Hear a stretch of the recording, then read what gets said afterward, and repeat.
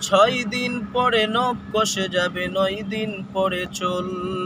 কবর গাহের সামান নিতে কইরো না কেউ ভুল। কবর জায়গা ভালো নয়, কবর জায়গা ভালো নয়, কবর জায়গা ভালো নয়।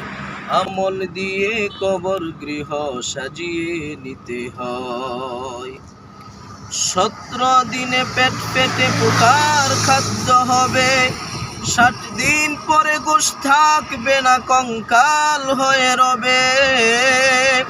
90 দিনে হাড়গুলো সব, 90 দিনে হাড়গুলো সব আলাদা হয়ে রয়। কবর জায়গা ভালো নয়, কবর জায়গা ভালো নয়, কবর জায়গা ভালো নয়।